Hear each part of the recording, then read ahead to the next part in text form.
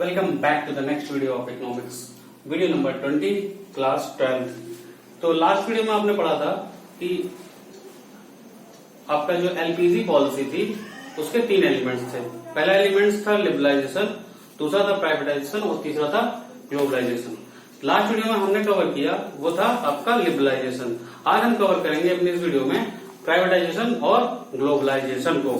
तो चलिए शुरुआत करते हैं। सबसे पहले समझते हैं कि प्राइवेटाइजेशन होता क्या है। तो जैसा कि लिखा हुआ है, it is the process of involving the private sector in the ownership और operation of a state owned enterprises.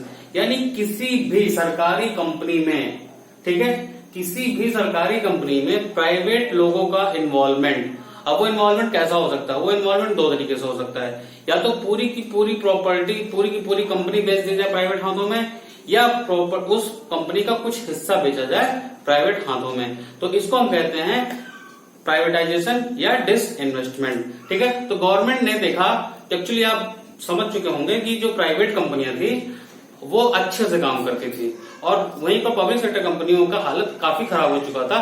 Leakage, corruption, ठीक है, और सबसे बड़ी जो समस्या थी रेड टेपिज्म की। रेड टेपिज्म क्या था, मैंने आपको शुरुआत में बताया था कि हो क्या रहा था कि नंबर 1 समस्या थी कि कागजी कार्रवाई सरकारी कंपनियों में बहुत ज्यादा होती है। ठीक है, तो इनएफिशिएंटली वो कंपनियां रन कर रही थी, जिसकी वजह से कंपनियां बहुत ह्यूज लॉस में थी। और दूसरी समस्या थी कि एक डेड सोशल वेट बन चुका था। डेड सोशल वेट क्या है, इसको आप ऐसे समझ लीजिए कि ओवरऑल, ठीक है, प्रोड्यूसर और कंज्यूमर दोनों का लॉस हो रहा था यहाँ पर। ठीक है, इसको हम बोलते हैं डेड सोशल वेट। कभी आगे की वीडियोस में मैं हो सकता है इसका सेपरेट वीडियो में बनाऊं डेड सोशल वेट का। तो डेड सोशल वेट की तरफ हमारा इकोनॉमी मूव कर रहा था, तो इसकी वजह से सरकारी कंपनियों को प्राइवेट हाथों में बेचा गया। ठीक है, अब इसको देखते हैं कि इसको बेचने से फायदा क्या हुआ। हाँ, एक चीज और, नवरत्न कंपनियां जो थी, नवरत्न कंपनियों की हालत अच्छी थी, वो नहीं बिके, बल्कि उनको थोड़ा सा फंक्शनल और ऑपरेशनल चेंजेस करके गवर्नमेंट उनको चला रही थी। जैसे आपका gas authority India limited GAIL, steel authority India limited SAIL, BEL, ये सब जो कंपनियां हैं ये नवरत्न कंपनियां थी और ये अपने आप में सही तरीके से चल रही थी, इनमें कोई दिक्कत नहीं आया। ये एज पब्लिक सेक्टर कंपनियां काम करने तब भी काम कर रही थी, इनको सरकार ने नहीं बेचा because they are in huge profit. Okay, तो अब समझते हैं कि इसका प्राइवेटाइजेशन का कुछ बेनिफिट हुआ कि नहीं सरकार को। तो सेल्फ इंटरेस्ट, सोशल इंटरेस्ट, ये क्या है? देखो ध्यान समझना, अगर आपकी खुद की कंपनी होगी तो आप उसमें 100% अपना देंगे, लेकिन अगर आप कहीं जॉब कर रहे होंगे तो आपका 100% आ ही नहीं सकता, क्योंकि आपको वहां पर कुछ खास मिल नहीं रहा था। तो जो पब्लिक सेक्टर कंपनियां थी वो किसी पर्टिकुलर इंडिविजुअल की तो थी नहीं, तो वहां पे जो लोग काम कर रहे थे वो सेल्फ इंटरेस्ट के लिए काम नहीं कर रहे थे, they were working for social interest. तो वो बहुत अच्छे से अपना आउटपुट दे नहीं पा रहे थे, वो देते नहीं थे एक्चुअली, हम ये कह सकते हैं। तो जब प्राइवेटाइज हो गया तो वहां पर जो सोशल इंटरेस्ट था वो घटकर सेल्फ इंटरेस्ट पे आ गया, यानी कि जितना प्रॉफिट मैं कमाऊंगा सब मेरा होगा। तो इस बात के लिए लेकर लोग मेहनत करना शुरू किए। नेक्स्ट समझते हैं, competitive environment leads to upgradation and modernisation. अब ध्यान समझो, जब तक प्राइवेटाइजेशन नहीं था पब्लिक सेक्टर कंपनियों की मोनोपोली बन गई थी। अब मोनोपोली होने की वजह से वो जैसा तैसा माल देश में बेच रहे थे, लेकिन जब पब्लिक सेक्टर से प्राइवेट हो गए तो एक तरीके से एक कॉम्पिटिटिव एनवायरमेंट बना, चाहे वो डोमेस्टिक कंपटीशन हो चाहे इंटरनेशनल कंपटीशन हो। दोनों हालत में क्या हुआ कि जब कंपटीशन बना तो लेटेस्ट टेक्नोलॉजी आने लगी, ठीक है, टेक्नोलॉजिकल अपग्रेडेशन होने लगा, तो मॉडर्नाइजेशन लाने की भी जिम्मेदारी प्राइवेटाइजेशन के ऊपर होती है।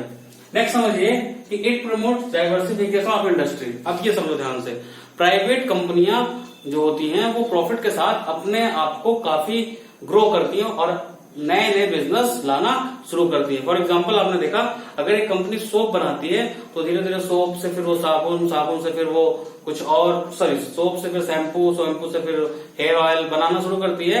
लेकिन गवर्नमेंट कंपनी के साथ ऐसा नहीं है, वो प्रॉफिट में हो या लॉस में हो वो डाइवर्सिफाइड नहीं करते अपनी इंडस्ट्रीज को। लेकिन अगर प्राइवेट इंडस्ट्रीज होंगे तो वो डाइवर्सिफाइड करती है। जैसे फॉर एग्जाम्पल होंडा है, तो होंडा की आप बाइक भी देखोगे, उसके कार भी आती है, ठीक है, तो वो इंडस्ट्रीज को डाइवर्सिफाइड करते हैं। तो प्राइवेट इंडस्ट्रीज के आने से इंडस्ट्री में डाइवर्सिफिकेशन देखने को मिलना शुरू हो गया था। और लास्ट सबसे इंपॉर्टेंट बेनिफिट जो हुआ प्राइवेटाइजेशन का, that is consumer sovereignty. Consumer sovereignty का मतलब ये है कि कंज्यूमर के पास चॉइस बढ़ गया, उसके पास फ्रीडम बढ़ गया सामान खरीदने का। जैसे मैंने आपको बताया कि 1991 के पहले तक आपके पास सिर्फ एक कंपनी थी, BSNL, जिसका आप सिम लेते थे, ठीक है, और वो आपको बहुत रद्दी सर्विस देती थी। लेकिन 1991 के बाद से जब प्राइवेटाइजेशन आया तो प्राइवेट कंपनियों को इन्वाइट किया गया टेलीकॉम सेक्टर में, और आज आप देखिए प्राइवेटाइजेशन का नतीजा है कि आप 400-500 रुपए में 2 महीने 3 महीने का नेट पूरा फ्री में चलाते हैं। तो ये आपका कंज्यूमर सोवरेनिटी है, ये प्राइवेटाइजेशन की वजह से कंज्यूमर सोवरेनिटी आई। लेकिन आप समझते हैं क्या प्राइवेटाइजेशन से सारा प्रॉफिट ही है? तो नहीं, बिल्कुल सारा प्रॉफिट नहीं है, कुछ लॉस भी है इसके। लॉस क्या है कि socialistic pattern becomes only theory, यानी कि जैसा कि हमारा 5 ईयर प्लान में हमारा एक ऑब्जेक्टिव था, वो ऑब्जेक्टिव ये था कि हम सोशलिस्टिक पैटर्न अपनाएंगे, यानी कि हम सोशल बेनिफिट को ज्यादा फोकस करेंगे रेदर देन इकोनॉमिक ग्रोथ को, ठीक है। लेकिन अब क्या होगा, जब आप प्राइवेटाइजेशन करेंगे तो प्राइवेटाइजेशन से सोशल बेनिफिट्स आपकी रुक जाएगी, क्योंकि यहाँ पे सेल्फ बेनिफिट होना शुरू होगा। तो पहली समस्या। दूसरी दिक्कत क्या है कि जब free play of market forces से रिसोर्सेज को यूटिलाइज किया जाएगा, ध्यान समझिएगा कि अगर मैं रिसोर्सेज को free play of market forces के हिसाब से लगाऊंगा, ठीक, तो मैं रिसोर्सेज को कहां लगाऊंगा, जहां पे उसका सबसे बेस्ट यूज होगा, यानी कि हम वो चीज प्रोड्यूस करेंगे जिसका प्राइस ज्यादा हो। तो जिसकी प्राइस ज्यादा होगी वही गुड्स ज्यादा प्रोड्यूस होंगे। तो जो सोसाइटी में वीकर सेक्शन है वो डिप्राइव होगा, वो सफर करेगा। तो ये दो बहुत बड़ी प्राइवेटाइजेशन की समस्या होती है। तो ये हो गया आपका प्राइवेटाइजेशन। अब हम आते हैं ग्लोबलाइजेशन, ठीक है। तो प्राइवेटाइजेशन में कोई दिक्कत हो तो आप वीडियो को रिवाइंड करके देख लीजिए। मैं डिस्कस करने जा रहा हूं ग्लोबलाइजेशन।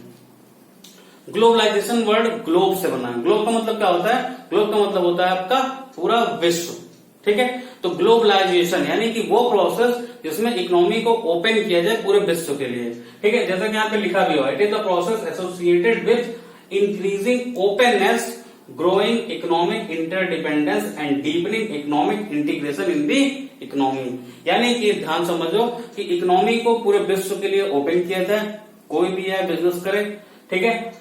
एक दूसरे पर इंटरडिपेंडेंस बढ़ जाए, जैसे आज के डेट में अगर हमें मोबाइल लेना है तो चाइनीज मोबाइल ही ज्यादातर हावी है, तो we are interdependent with China, ठीक है। और deepening economic integration in the world economy, यानी कि लोकल इकोनॉमी को वर्ल्ड इकोनॉमी के साथ इंटीग्रेट कर दिया जाए। तो ग्लोबलाइजेशन का क्या मतलब हुआ? ग्लोबलाइजेशन का मतलब ये हुआ कि local economy becomes international economy, ठीक है। एक डोमेस्टिक इकोनॉमी को जब इंटरनेशनल इकोनॉमी के साथ मर्ज कर दिया जाए, इंटीग्रेट कर दिया जाए, कोई भी सामान आने और जाने का कोई रोक टोक ना हो, कोई रिस्ट्रिक्शंस ना हो, कोई भी चीज इंपोर्ट करिए, कोई भी चीज एक्सपोर्ट करिए, कितनी भी मात्रा में इंपोर्ट करिए, कितनी भी मात्रा में एक्सपोर्ट करिए, इन्वेस्टमेंट आप यहाँ करिए चाहे इन्वेस्टमेंट आप यहाँ से बाहर करिए, ये सब चीजों के लिए जब फ्रीडम दिया जाता है तो इसको हम बोलते हैं ग्लोबलाइजेशन, ठीक है। तो अब देखते हैं कौन कौन सी स्ट्रेटजीज अपनाई गई जिससे ग्लोबलाइजेशन प्रमोट हुआ, ठीक है। तो policy number 1, increase in equity limit of foreign investment. क्या था ये?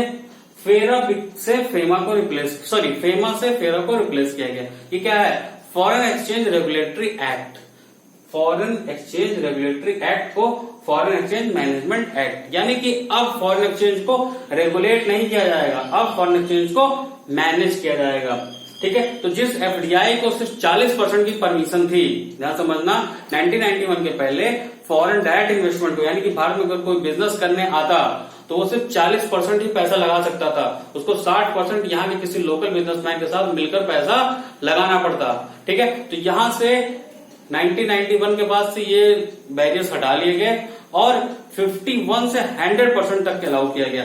47 ऐसी इंडस्ट्रीज थी जिनमें 100% एफडीआई अलाउ किया गया, यानी कि कोई भी बिजनेस अगर करने आए तो 100% पैसा इंडिया में लगा सकता है। फॉर एग्जांपल आपने देखा होगा कि जो मैकडोनल्ड के शोरूम, जो मैकडोनल्ड के आपके वो होते हैं चेन, फूड चेन, या केएफसी है या आपका सबवे है, ये सब विदेशी कंपनियां हैं। यहाँ पे वो किसी कंपनी के साथ मर्ज करके नहीं आते हैं, they are only operating their business themselves, ठीक है। वो अपना बिजनेस खुद करते हैं। लेकिन अब यहाँ समझने वाली बात ये होगी कि जब होंडा आई थी तो होंडा को पूरा फ्रीडम नहीं था कि वो भारत में पूरा व्यापार कर सके, तो उसको 100% एफडीआई नहीं मिला था। वो सिर्फ किसी कंपनी के साथ बिजनेस कर सकती थी। तो इनिशियली आपने देखा होगा हीरो के साथ वो अपना बिजनेस शुरू किया, क्योंकि उस टाइम 100% एफडीआई अलाउ नहीं था। समझ में आई बात? तो इस तरीके से फेरा को हटाकर फेमा लगाया गया। ठीक। दूसरा पार्शियल कन्वर्टिबिलिटी। पार्शियल कन्वर्टिबिलिटी क्या होता है? It refers to the sale and purchase of the foreign currency at the market price. ठीक है, ध्यान समझना, फॉरेन करेंसी को जो मार्केट में प्राइस चल रही होगी उसी प्राइस पर ट्रांजैक्ट करना क्या कहलाता है? आपका पार्शियल कन्वर्टिबिलिटी। ठीक। आपको याद हो, मैंने बताया था लास्ट वीडियो में कि वर्ल्ड बैंक ने भारतीय करेंसी को डीवैल्यूएट कर दिया था, और यहां पर हम क्या कह रहे हैं? डीवैल्यूएट की बात नहीं कर रहे हैं, यहां जो रेट चल रहा है वो उस रेट की हम बात कर रहे हैं। तो भारतीय करेंसी को पार्शियल कन्वर्टिबिलिटी पे लाया गया, यानी कि मार्केट प्राइस पर ट्रेड करने के लिए लाया गया, लेकिन किस ट्रांजैक्शंस के लिए? सिर्फ करंट अकाउंट ट्रांजैक्शंस के लिए, कैपिटल अकाउंट ट्रांजैक्शंस के लिए अलाउ नहीं था। नेक्स्ट है लॉन्ग टर्म ट्रेड पॉलिसी। ध्यान समझना, ये जो पॉलिसी बनाई जा रही थी, अब एक बात बताइए, अगर ये पॉलिसी बनाई जाए और इसके भरोसे कोई विदेशी कंपनी आके भारत में बिजनेस करना शुरू कर दे और सरकार अगले साल पॉलिसी बदल दे, तो उस कंपनी का तो बहुत बड़ा लॉस हो जाएगा, बिकॉज वो ये भरोसे आई थी कि हम यहाँ पे बिजनेस करेंगे और सरकार अगले साल नियम बदल दे। तो यहाँ पर एक चीज कंफर्म किया गया, एक तरीके से समझ लीजिए कि अनुपालन कराया गया कि ये जो पॉलिसीज बनाई जा रही हैं, कम से कम, ध्यान से समझिएगा, कम से कम 5 साल तो ये चलेंगे ही चलेंगे, इससे पहले हम इसको बंद करने वाले नहीं है, ऐसा विश्वास दिलाया गया बिजनेसमैन को। ठीक। नेक्स्ट टॉपिक है रिडक्शन इन टैरिफ्स। तो ध्यान समझना, जो इंपोर्ट्स को डिस्करेज करने के लिए सरकार ने इंपोर्ट्स पर हाई ड्यूटी लगा रखी थी। ठीक। सरकार ने क्या किया था? इंपोर्ट्स पर हाई ड्यूटी लगा दिया था ताकि लोग कम से कम इंपोर्ट करें। उन टैरिफ्स में कमी लाई गई ताकि इंपोर्ट बढ़ सके। और लास्ट है विड्रॉल ऑफ क्वांटिटेटिव रिस्ट्रिक्शंस। आपको याद हो, कोटा पॉलिसी चलती थी, उस पहले जो पॉलिसी थी वो आपकी थी LQP, लाइसेंसिंग कोटा परमिट। ठीक है, तो यहाँ पर क्या था? कोटा हटा दिया गया, अब आप कितनी भी मात्रा में इंपोर्ट कर सकते हैं। ठीक है, तो इस तरीके से ग्लोबलाइजेशन किया गया।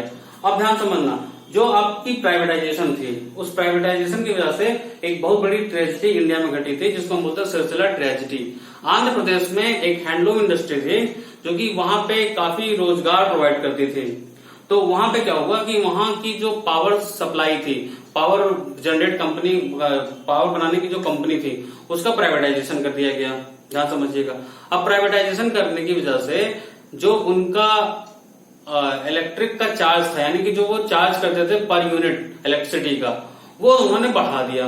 ध्यान समझिएगा, पावर कंपनी ने अपनी इलेक्ट्रिसिटी के चार्ज बढ़ा दी क्योंकि वो प्राइवेट हाथों में चला गया था, जिसकी वजह से, ध्यान समझिएगा, जिसकी वजह से जो हैंडलूम कंपनी थी वो उस कंपनी से इलेक्ट्रिसिटी लेती थी, तो उसका कॉस्ट ऑफ प्रोडक्शन बढ़ गया। अब कॉस्ट ऑफ प्रोडक्शन बढ़ने की वजह से वो उसने क्या किया कि अपने एम्प्लॉयज का वेजेस कम कर दिया, जो उनके यहाँ लेबर काम करते थे उसका उन्होंने वेजेस कम कर दिया। अब वेजेस कम करने की वजह से जो लेबर सब्सिस्टेंस लेवल की वेज पाते थे, उनकी सैलरी इतनी कम हो गई कि वो बिल्कुल हंगर से वो परेशान हो गए और स्टारवेशन की समस्या शुरू हो गई। तो बाद में कई सारे लोगों ने, लगभग 50 लोगों ने एक साथ सुसाइड कर लिया था, क्योंकि वो अपना पेट नहीं भर पा रहे थे उतने पैसे में। ठीक है, तो प्राइवेटाइजेशन का ये एक तरीके से बैड इम्पैक्ट ये भी है। ठीक, तो इस तरीके से आपका लिबरलाइजेशन कल के वीडियो में खत्म हुआ था, लास्ट वीडियो में, और ग्लोबलाइजेशन और प्राइवेटाइजेशन आज खत्म किया। उम्मीद करता हूँ कि आपको सारी चीजें समझ में आएंगी, नहीं समझ में आएंगी आप रिवाइंड करके देखिए। ठीक है, वीडियो एक बार नहीं 2 बार देखिए। कोई डाउट हो आप कमेंट बॉक्स में डाल के पूछिए। फिर भी अगर कोई डाउट है तो आप चाहे तो मेरे पर्सनल ईमेल पर भी भेज सकते हैं। ठीक है, ईमेल में आपको इस वीडियो में दे दूंगा। और सबसे बड़ी बात कि आप चैनल को सब्सक्राइब करिए, वीडियो को लाइक करिए, और वीडियो यही बाइंड अप कर रहा हूँ। जय हिंद।